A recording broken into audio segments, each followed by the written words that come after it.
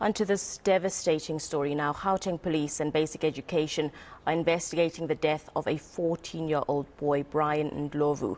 A group of bullies allegedly forced him to drink poison at school. Ndlovu, a pupil at Queen's High School in Jeppe, died in hospital on Monday. eNCA's Nokwazi Qumbisa filed this report. The mood is somber at the Ndlovu household as preparations for the memorial and funeral service of 14-year-old Brian Ndlovu continue.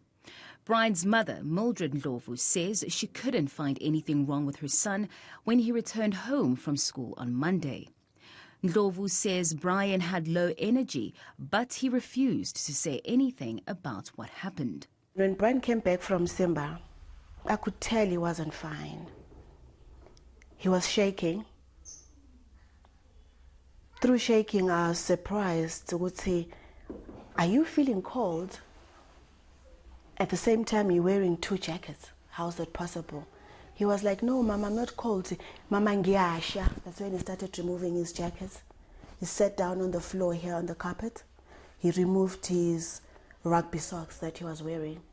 That's when I started noticing, he's not right at all. Mildred says what Brian would later say left them all shocked and dismayed, as her son, who often disliked milk, started demanding that she get him some milk so he could urgently drink it. I said, "Why?" I also had to raise my voice. He said, "Bangphuzisa poison esikolweni, Mama, get me some milk." That's when I rushed off to the kitchen, brought him some milk. He tried to sip that milk, but he couldn't take it in. Mildred says she could see that her son was in pain and struggling to sum up the courage to explain what happened. That the bullying started from January, and he was afraid to talk to anyone because the principal won't take a word from him.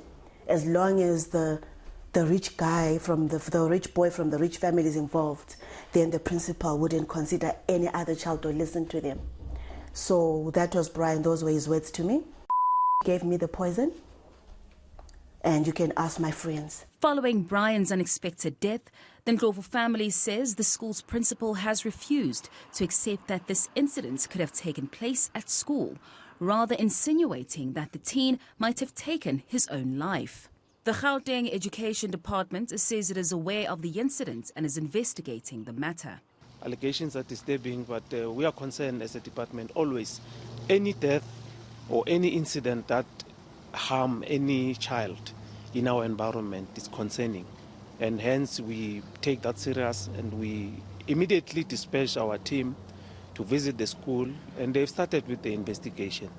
They've already met with the family, and we will then give them an opportunity to proceed and finalize the investigation. But we are quite aware that the police as well are investigating circumstances surrounding this incident. Following Brian's death, other parents have also come forward claiming that their children have been bullied at the school.